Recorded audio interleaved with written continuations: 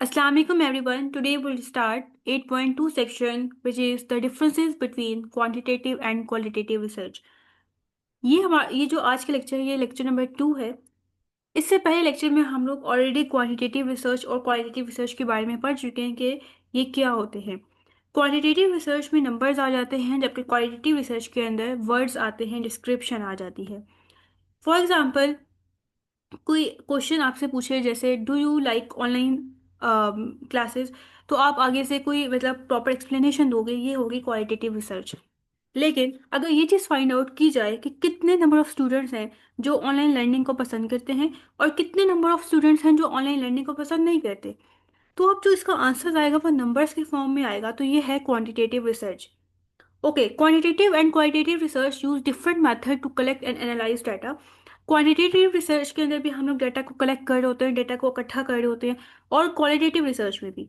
तो दोनों के डिफरेंट मेथड्स हैं कि किस तरह से हम लोग डाटा को कलेक्ट करते हैं, उसके ऊपर एनालिसिस परफॉर्म करते हैं, उसको अंडरस्टैंड करते हैं।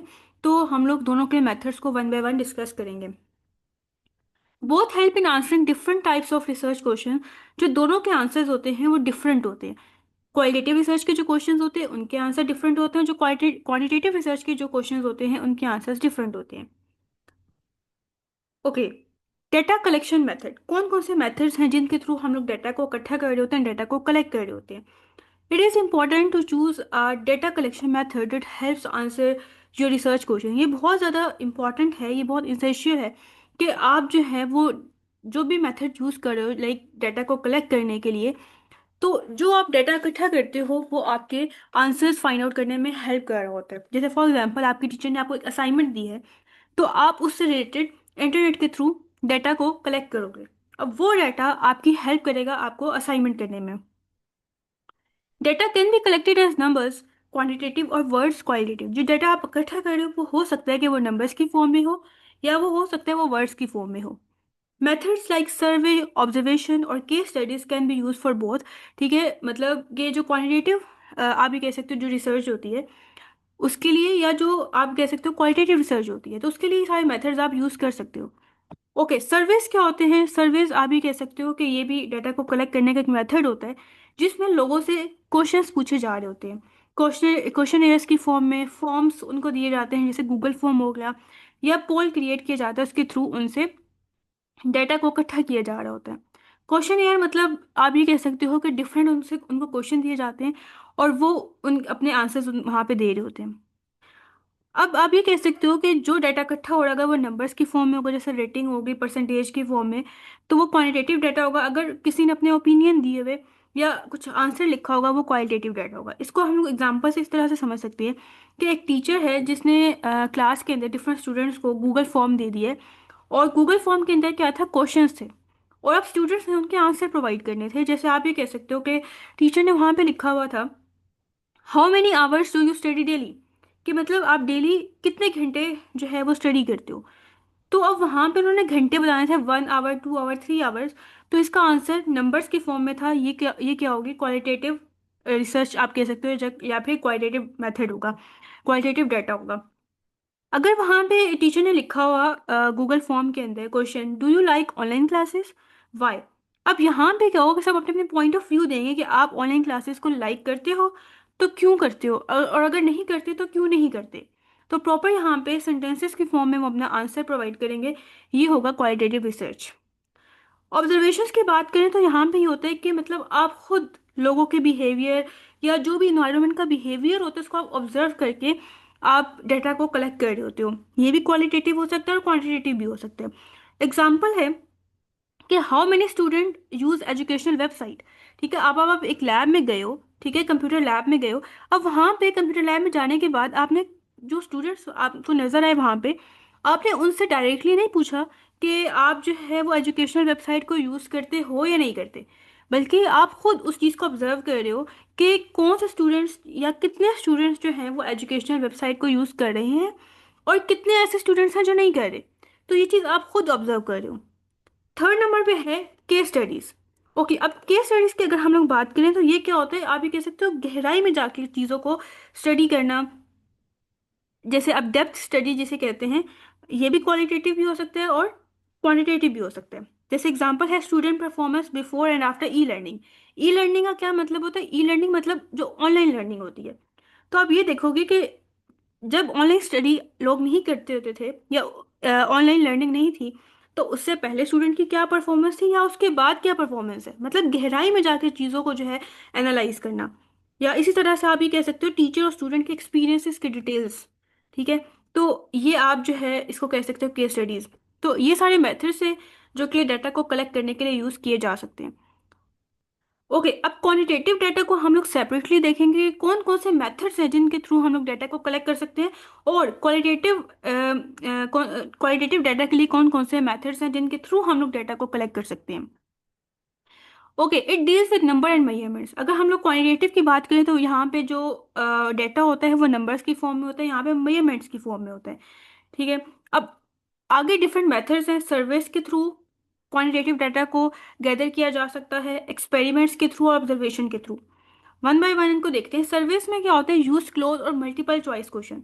मतलब यहाँ पे जो क्वेश्चंस होते हैं उनके डायरेक्ट आंसर होते हैं, या फिर ये होता है कि क्वेश्चंस दिए जाते हैं उनके ना ऑप्शंस होते हैं, उसमें से एक ऑप्शन आपने सेलेक्ट करना होता है। ठीक है, ये क्लोज एंडेड क्वेश्चंस हो गए कि जिसके मतलब डायरेक्ट क्वेश्चंस होते हैं, डायरेक्ट आंसर्स होते हैं।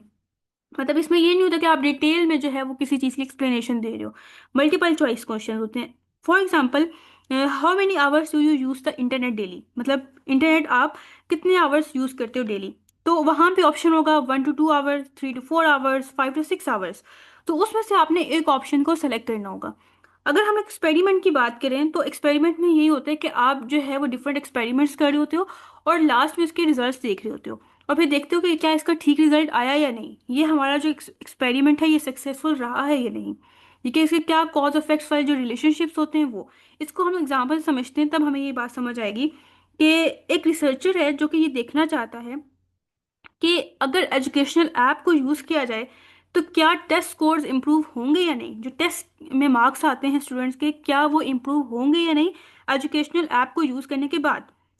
तो एक्सपेरिमेंट किया गया कि एक ग्रुप ए, ठीक है, उसके अंदर डिफरेंट स्टूडेंट्स को डाला गया ग्रुप ए के अंदर, और उनसे कहा गया कि आपने इस ऐप को यूज़ करना है लर्निंग के लिए। फिर एक ग्रुप बी, उसमें डिफरेंट स्टूडेंट्स को डाला गया और उनको वो ऐप प्रोवाइड नहीं की गई, उन्होंने उस ऐप के थ्रू लर्न नहीं किया। जब टेस्ट उन दोनों से लिया गया तो वो फिर देखा गया कि क्या ग्रुप ए की परफॉर्मेंस बेटर थी या ग्रुप बी की परफॉर्मेंस बेटर थी। तो इससे आइडिया होगा कि हाँ ये जो ऐप है ये बेस्ट है स्टूडेंट्स के लिए या नहीं है। तो ये एक्सपेरिमेंट होता है। नेक्स्ट वन है ऑब्जर्वेशन। मतलब चीज़ों को खुद आप जो है वो ऑब्जर्व कर रहे हो, नेचुरल इन्वायरमेंट को आप ऑब्जर्व कर रहे हो। जैसे यहाँ पे है observe subjects in their natural environment where variable can't be control. इसका मतलब क्या है? इसको इसकी एग्जांपल देखते हैं कि आप ऑब्जर्व कर रहे हो ट्रैफिक को। ठीक है, अब वहां पे आप देखोगे कि कितने नंबर ऑफ कार्स जो हैं वो पास हो रहे हैं 1 घंटे के अंदर, और कितने नंबर ऑफ एक्सीडेंट्स हो रहे हैं 1 वीक के अंदर। तो अब आप क्या करोगे? आप उसका जो है वो रिजल्ट रिकॉर्ड कर लोगे जो कि नंबर्स की फॉर्म में होगा, क्योंकि हम क्वांटिटेटिव डाटा की बात करें तो ये नंबर की फॉर्म में होगा। तो ये ऑब्जर्वेशन है। मतलब आप खुद चीज़ों को ऑब्जर्व कर रहे हो, ये नहीं कि आप किसी से जाके क्वेश्चंस करते हो और वो जो है आपको क्वेश्चन का आंसर प्रोवाइड कर रहे हैं। ओके, नेक्स्ट है qualitative data collection method. Qualitative data मतलब इसमें जो क्वेश्चंस के आंसर्स होते हैं वो डिटेल्ड आंसर होते हैं, वो वर्ड्स की फॉर्म में, वो सेंटेंसेस की फॉर्म में आंसर्स होते हैं। जैसे यहाँ पे ये बात लिखी हुई है कि it deals with words ideas and meanings. Next क्या है कि इसके कुछ मेथड्स हैं, जैसे इंटरव्यू है, focus group, ethnography, literature review. इसके थ्रू, ये जो सारे मेथड्स हैं इनके थ्रू आप डाटा को कलेक्ट कर सकते हो। इंटरव्यूज में क्या होता है कि इसमें जो है वो जो स्टूडेंट्स कह लो या लोगों से जो है डिफरेंट क्वेश्चंस किए जाते हैं, और जो लोग होते हैं आगे से वो डिटेल्ड आंसर प्रोवाइड कर रहे होते हैं, ये होता है इंटरव्यू। फोकस ग्रुप में क्या होता है कि यहाँ पे क्या लिखा हुआ है? Hold group discussion to collect opinions. अब आप ये कह सकते हो कि एक प्रॉपर ग्रुप बनाया गया है, उसके अंदर डिफरेंट लोग हैं, वो अपनी अपनी पॉइंट ऑफ व्यू दे रहे हैं, वो अपने अपने ओपिनियंस दे रहे हैं, अपनी अपनी राय का इजहार कर रहे हैं। फिर जितने ओपिनियंस होंगे उनको कलेक्ट कर लेंगे। एथनोग्राफी क्या है कि spend time in a community और organisation to observe behaviour and culture. मतलब आप कुछ टाइम, आप ये कह सकते हो, किसी ऑफिस में गुजारते हो या किसी कम्युनिटी में या किसी ऑर्गेनाइजेशन में, और वहां पे रहते हुए आप डिफरेंट चीज़ों को ऑब्जर्व कर रहे होते हो जिसके थ्रू जो है वो आपको डाटा मिल रहा होता है। ओके, लिटरेचर रिव्यू क्या है? इसमें ये होता है कि कुछ लोगों ने पहले से एक्सपेरिमेंट्स किए होते हैं, या कुछ लोगों ने पहले से डेटा इकट्ठा किया होता है, पहले से किसी भी चीज़ पे काम किया होता है। जो काम उन्होंने किया हुआ है, जो उनके रिजल्ट्स आए हैं, आप उन रिजल्ट्स को यूज़ कर रहे हो, ये होता है literature review. Study existing publish work, मतलब पहले से किसी ने अपना काम कर लिया है, आप उसको स्टडी कर रहे हो ताकि आप फर्दर उस चीज़ के ऊपर रिसर्च कर सको। ओके, नेक्स्ट है when to use each type, मतलब हर टाइप को हम लोग कब कब यूज करेंगे। Use quantitative research to test और कंफर्म अ थ्योरी और हाइपोथेसिस। क्वांटिटेटिव रिसर्च के बारे में हमने पढ़ा कि इसमें जो है वो नंबर्स वगैरह आते हैं। अब आपने कब इस रिसर्च को यूज करना है? जब आपने हाइपोथेसिस को टेस्ट करना हो, देखना हो कि क्या हाइपोथेसिस ठीक है या नहीं, या थ्योरी ठीक है या नहीं। ओके, हाइपोथेसिस का मतलब क्या होता है कि आप ये कह सकते हो एक स्टेटमेंट होती है जो कि कंफर्म नहीं होती कि वो ठीक है भी या नहीं ठीक। राइट, कि मतलब आप उसको टेस्ट कर रहे होते हो कि देखते हो कि क्या वो ठीक होगी या नहीं होगी। जैसे आप ये कह सकते हो कि पानी पीने से जो स्टूडेंट है उसका जो फोकस है वो स्टडी की तरफ इंप्रूव होता है। मतलब जितना ज़्यादा वो पानी पिएगा उतना उसका फोकस ज़्यादा बेटर होगा। अब ये एक हाइपोथेसिस है कि ड्रिंकिंग से ये चीज़ होती है। अब आपने टेस्ट करना है कि क्या ये चीज़ ठीक है भी या नहीं, या वैसे ही ये गलत स्टेटमेंट किसी ने दे दी है। तो आप प्रॉपर उसके ऊपर जो है वो ऑब्जर्वेशन एक्सपेरिमेंट्स वगैरह करोगे, एंड देन आखिर में जो है आप रिजल्ट लेके आओगे कि क्या ऐसा है या नहीं है। ओके, क्वालिटेटिव रिसर्च की अगर हम लोग बात करें तो इसमें क्या होता है कि कोई भी कॉन्सेप्ट को अंडरस्टैंड करने के लिए इसको यूज़ कर रहे होते हैं, एक्सपीरियंसेस के लिए और ओपिनियंस के लिए। ओपिनियन मतलब जो पॉइंट ऑफ व्यू होता है, जो राय होती है। ओके, इसमें ये है कि आप अगर कोई रिसर्च कर रहे हो तो दोनों मेथड को भी यूज़ कर सकते हो। ये नहीं कि आप एट ए टाइम एक ही मेथड को यूज़ करो, आप दोनों को भी यूज़ कर सकते हो। जैसे यहाँ पे you can also use a mixed method approach, both type together. जैसे एग्जांपल है इसकी कि आप जो है वो स्टूडेंट्स, कुछ स्टूडेंट्स हैं जिनसे आप कह रहे हो, आप बातचीत कर रहे हो और मतलब उनके सामने क्वेश्चंस रख रहे हो, और वो उन क्वेश्चंस के आपको आंसर्स प्रोवाइड कर रहे हैं। जैसे क्वेश्चन है, what problem do you face in online classes. ठीक है, डिफरेंट स्टूडेंट्स को आप कह रहे हो कि मतलब कौन कौन से प्रॉब्लम्स आपको फेस करने पड़े हैं जब आपने ऑनलाइन क्लासेस ली। तो उस वक्त मतलब फॉर एग्जांपल एक स्टूडेंट ने कह दिया कि इंटरनेट का बहुत इशू था, पुअर इंटरनेट था। एक ने कह दिया लॉन्ग लेक्चर्स थे। ठीक है, और एक ने कह दिया कि मतलब इंटरेक्शन इतनी ज़्यादा नहीं थी। फेस टू फेस इंटरेक्शन तो वैसे भी नहीं हो रही होती ऑनलाइन में।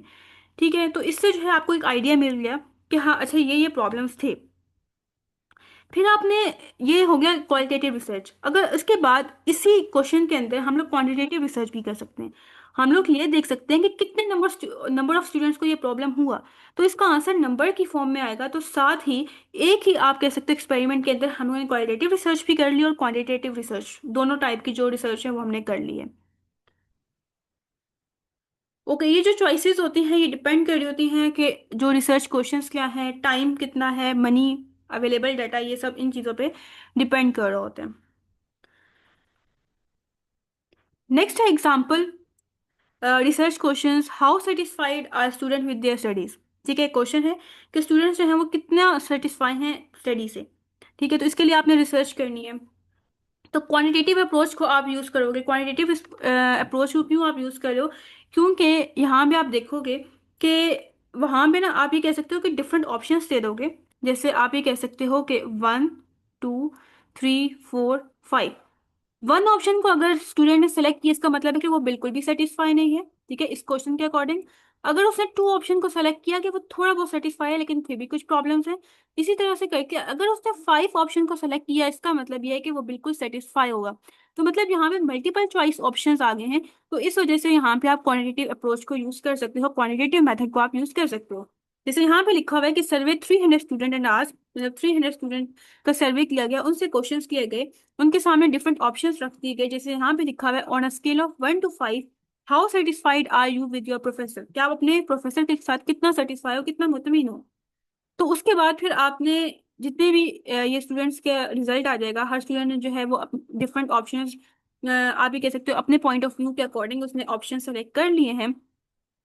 उसके बाद आप क्या करोगे, सारा डेटा को गैदर कर लोगे, उसको इकट्ठा करोगे, लास्ट में एवरेज निकालोगे कि 300 स्टूडेंट ने, मतलब किसी ने 1 कर दिया, किसी ने 2, किसी ने 3, किसी ने 4, किसी ने 5। उसके बाद आप एवरेज फाइंड आउट करोगे और एवरेज रिजल्ट क्या आ गया, 4.4 सपोज। ठीक है, आप सपोज कर लो, एज्यूम कर लो कि ये रिजल्ट आ गया। तो इसका मतलब है कि जो स्टूडेंट्स हैं वो सेटिस्फाई हैं प्रोफेसर के साथ।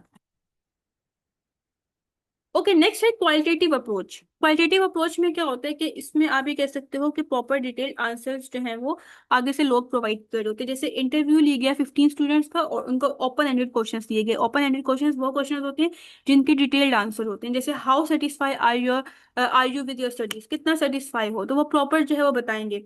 What do you like most, किस चीज़ को जो है वो आप सबसे ज़्यादा पसंद करते हो। व्हाट कैन बी इम्प्रूव्ड, क्या चीज़ जो है वो इम्प्रूव की जा सकती है। तो जब आंसर्स आ जाएंगे तो उसके बाद जो है आप आंसर्स को एनालाइज करोगे, उसको अंडरस्टैंड करोगे कि जो स्टूडेंट्स हैं उनका क्या पॉइंट ऑफ व्यू है, क्या ओपिनियन है स्टडी के बारे में। Okay, mix method approach conduct interviews to get new insight then use survey to test them. वही बात यही है कि हम लोग ये कह सकते हैं कि सबसे पहले हम लोग क्वालिटेटिव रिसर्च कर रहे होते हैं कि न्यू इंसाइट्स, या आप ये न्यू इंसाइट का मतलब इंफॉर्मेशन, ठीक है, हम इंफॉर्मेशन ले रहे होते हैं। जैसे हम लोगों ने स्टूडेंट से कहा कि आप मतलब क्या क्या प्रॉब्लम्स आई हैं या आपको किस तरह की लगी ऑनलाइन क्लासेस, तो उन्होंने अपनी अपनी ओपिनियंस दे दिए। फिर फॉर एग्जांपल किसी ने कह दिया कि पुअर इंटरनेट था, लैक ऑफ इंटरेक्शन थी, वगैरह वगैरह।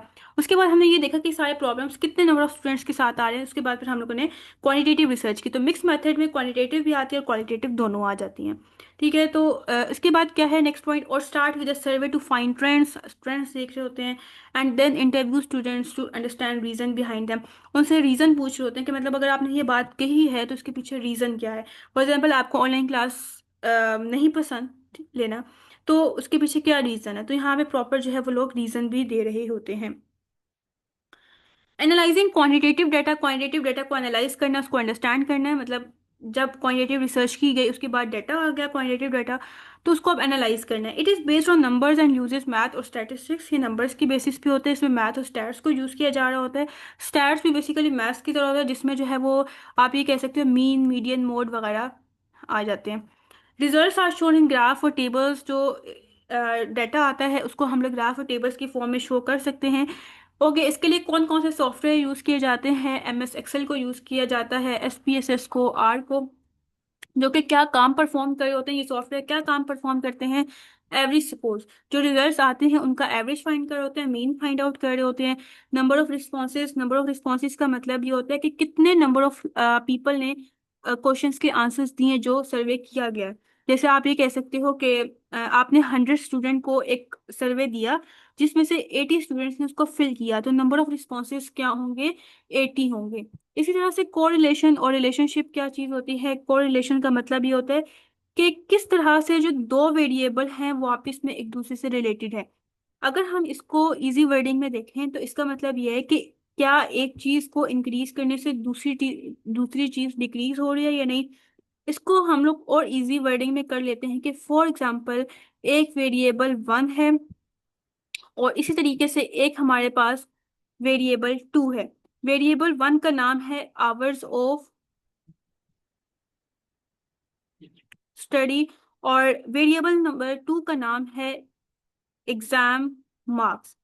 आप ये कह सकते हो कि एक हम लोग ने चार्ट बनाना है, कोई भी बार चार्ट वगैरह, यहाँ पे हम लोग लिख रहे होते हैं आवर ऑफ स्टडी और हम लोग यहाँ पे लिखेंगे एग्जाम्स मार्क्स। ठीक हो गया। अब आप ये कह सकते हो कि अगर एक स्टूडेंट ज्यादा आवर स्टडी करता है तो इसका मतलब क्या है कि वो हायर मार्क्स अचीव करेगा। ठीक है, एक वेरिएबल अगर इंक्रीज हो रहा है, फॉर एग्जांपल एक स्टूडेंट ज्यादा आवर स्टडी करता है, तो इसका क्या मतलब है, दूसरा वेरिएबल भी इंक्रीज होगा, उसके ज्यादा मार्क्स आएंगे। ठीक है, एक चीज इंक्रीज हो रही है तो दूसरी चीज भी इंक्रीज हो रही है। इसका क्या मतलब है, कोरिलेशन। इसका मतलब ये है कि पॉजिटिव कोरिलेशन है, मतलब एक चीज इंक्रीज हो रही है, एक वेरिएबल इंक्रीज हो रहा है तो दूसरा वेरिएबल भी इंक्रीज हो रहा है। इसी तरह से अगर हम लोग एक और देखें, कभी कभी ऐसा भी सिनेरियो आ जाता है कि एक चीज के इंक्रीज होने से दूसरी चीज डिक्रीज हो रही होती है। जैसे आप ये कह सकते हो कि अगर आप ज्यादा देर मोबाइल देखोगे तो आप कम टाइम सोओगे। ठीक है, आप ज्यादा टाइम मोबाइल देखोगे, एक वेरिएबल इंक्रीज हो रहा है, तो आप कम टाइम सोओगे, एक वेरिएबल डिक्रीज हो जाएगा। तो इसमें क्या है कि एक वेरिएबल के इंक्रीज होने से दूसरा वेरिएबल डिक्रीज हो रहा है, तो यहाँ पे नेगेटिव कोरिलेशन आ जाएगा। ओके, इसके बाद क्या है, रिलायबिलिटी क्या चीज है। रिलायबिलिटी में ये होता है कि जो रिजल्ट्स होते हैं वो कंसिस्टेंट होते हैं। कंसिस्टेंट मतलब सेम होते हैं, हमेशा सेम होते हैं। ठीक है, जैसे आप फॉर एग्जांपल आपने एक एक्सपेरिमेंट आज किया, जो उसका रिजल्ट आया है वही सेम रिजल्ट कल भी आएगा अगर आपने वही सेम एक्सपेरिमेंट किया तो। जैसे इसके एग्जांपल ये है कि आप ये कह सकते हो कि आपने एक मैथ का टेस्ट आज लिया, ठीक है, फॉर एग्जाम्पल 2.1 एक्सरसाइज का लिया, नेक्स्ट वीक आपने दोबारा से 2.1 का लिया, तो सेम रिजल्ट्स जो आज आए थे वही सेम रिजल्ट्स नेक्स्ट वीक भी आए हैं। तो ये रिलायबिलिटी है कि मतलब जो रिजल्ट्स हैं वो कंसिस्टेंट है, सेम है हमेशा, जब मर्जी आप उस एक्सपेरिमेंट को करो। वैलिडिटी क्या क्या मतलब होता है? वैलिडिटी का मतलब ये होता है कि मतलब आप जिस चीज़ को मेजर कर रहे हो वो उसके अकॉर्डिंग भी होना चाहिए। अब इसका क्या मतलब? इसका मतलब ये है कि फॉर एग्जांपल आप एक मैथ टेस्ट ले रहे हो, ठीक है, एक स्टूडेंट के मैथ स्किल्स को चेक करने के लिए, तो ये वैलिड है कि मतलब आप टेस्ट ले रहे हो। क्यों मैथ टेस्ट ले रहे हो? क्यों?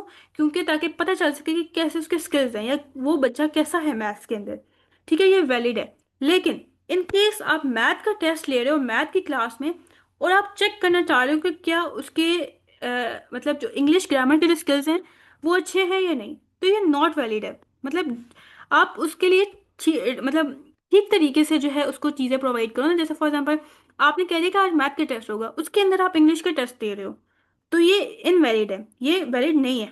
तो वैलिड कब होगा? कि जब आप मैथ का टेस्ट दे रहे हो एक स्टूडेंट को, तो उसके अंदर मैथ्स के क्वेश्चन होने चाहिए और आपका आपकी जो इंटेंशन है, जो आपकी तवज्जो है वो ये होनी चाहिए कि ताकि आप जो है वो स्टूडेंट के मैथ के स्किल्स चेक कर सको कि मैथ के अंदर वो स्टूडेंट कैसा है। ओके, नेक्स्ट है एनालाइजिंग क्वालिटेटिव डेटा। यहाँ तक हमने क्या पढ़ा था? हम लोग यहाँ पे एनालाइज कर रहे थे क्वांटिटेटिव डाटा को, समझ रहे थे क्वांटिटेटिव डाटा को। जब हम लोगों ने क्वालिटेटिव रिसर्च की उसके बाद जो हमारे पास डाटा आया, अब हमने उसको एनालाइज करना है। जो डाटा आएगा वो टेक्स्ट की फॉर्म में होगा, वो इमेजेस की फॉर्म में होगा, वो वीडियोस की फॉर्म में होगा, वो नंबर्स की फॉर्म में नहीं होगा। इंस्टेड ऑफ का क्या मतलब होता है? बजाय, वो नंबर्स की बजाय बल्कि टेक्स्ट की फॉर्म में, इमेजेस की फॉर्म में, वीडियोस की फॉर्म में होगा। ओके, कौन कौन से मेथड हैं? Content analysis, find the frequency and meaning of word और फ्रेजेस। ओके, कंटेंट एनालिसिस में क्या होता है कि आप ना मतलब जो वर्ड्स वगैरह, जो टेक्स्ट लिखा होता है उसका मतलब देख रहे होते हो, ठीक है। जैसे आपने स्टूडेंट से कह दिया कि what do you think about online classes, ठीक है, तो मतलब आपको किस तरह की लगी ऑनलाइन क्लासेस, तो आगे जो है वो मतलब 15 लोगों ने कह दिया डिफिकल्ट थी, 10 लोगों ने कह दिया यूजफुल थी, 8 ने कह दिया बोरिंग थी। अब आप काउंट करोगे और इंटरप्रेट करोगे, जो वर्ड्स दिए हैं डिफिकल्ट, यूजफुल, बोरिंग, इनको आप अंडरस्टैंड करने की कोशिश करोगे और जो उनके ओपिनियंस होंगे स्टूडेंट को आप उसको अंडरस्टैंड करने की कोशिश करोगे। मतलब यह है कि आप खुद उस चीज़ को समझोगे कि उनके मतलब क्या हैं या वो क्या कहना चाह रहे हैं। थीमेटिक एनालिसिस में क्या होता है? Identify themes and pattern in responses. जो रिस्पॉन्स दिए होते हैं, जो आंसर्स दिए होते हैं स्टूडेंट ने, उसके अंदर थीम्स और पैटर्न को फाइंड आउट कर रहे होते हो। इसका क्या मतलब है? इसका मतलब ये है कि आप स्टूडेंट के रिस्पॉन्सेज को चेक करोगे। जैसे स्टूडेंट ने कह दिया द इंटरनेट इज स्लो, ठीक है, classes are too long, teachers don't interact much. अब इसके अंदर थीम क्या है कि टेक्निकल इशू आया, ठीक है, ऑनलाइन क्लासेस के अंदर लॉन्ग लेक्चर्स थे जिसकी वजह से उनको बोरिंग लगे, ठीक है। वो आप खुद वो चीज़ फाइंड आउट करो कि क्या प्रॉब्लम्स थी। उन्होंने तो एक मतलब अपने आंसर्स प्रोवाइड कर दिए, उन आंसर्स के अंदर आप ये चीज़ें देखोगे, उनकी थीम देखोगे। ओके, नेक्स्ट क्या है? Discourse analysis. डिस्कोर्स एनालिसिस में क्या? Study how communication work in context, किस तरह से कम्युनिकेशन की जा रही है। मतलब देखिए, आप ये कह सकते हो कि अब एक ही सेंटेंस है, फॉर एग्जांपल टीचर स्टूडेंट को कह रही है कि आप शोर मत करो, ठीक है। इसको कहने के डिफरेंट तरीके होंगे कि जो टीचर है वो गुस्से से भी कह सकती है कि शोर मत करो, वो पोलाइटली भी कह सकती है कि शोर मत करो। तो वही बात है कि एक ही सेंटेंस को कहने के डिफरेंट तरीके हैं और डिफरेंट वे में आप कह सकते हो, ठीक है।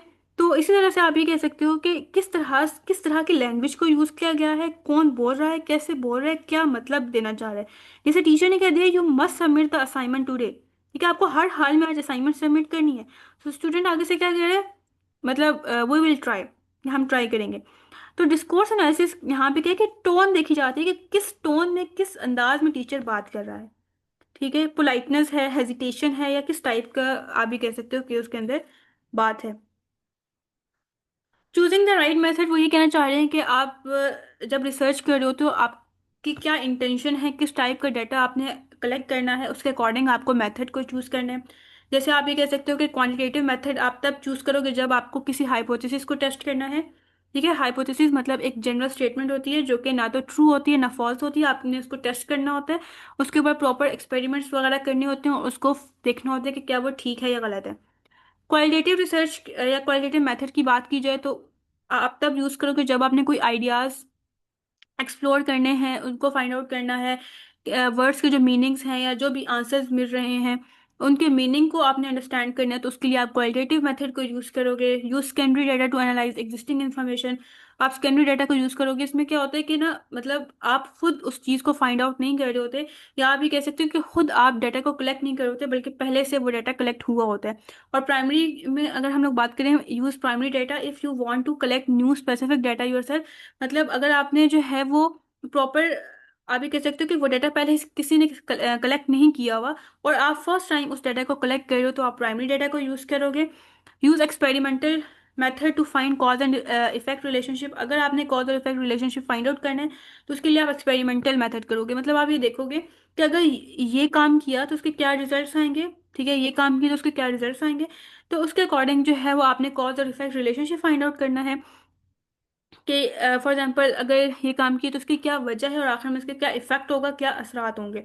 तो उसके लिए आपने एक्सपेरिमेंटल मेथड यूज़ करना है। इन सब को हम लोग डिटेल में डिस्कस कर चुके हैं। और अगर आपने जो है वो मतलब फीचर्स वगैरह को डिस्क्राइब करना है, बिहेवियर वगैरह देखना है, तो आप डिस्क्रिप्टिव मेथड फाइंड आउट करोगे, जिसमें जो है प्रॉपर डिटेल, आप भी कह सकते हो, आंसर्स वगैरह होते हैं। ओके, इन सब को हम लोग डिटेल में वन बाय वन डिस्कस कर चुके हैं। आई होप सो आज का लेक्चर आपको समझ आया होगा। इन केस फिर भी कोई क्यूरी है तो आप कमेंट सेक्शन में पूछ सकते हैं।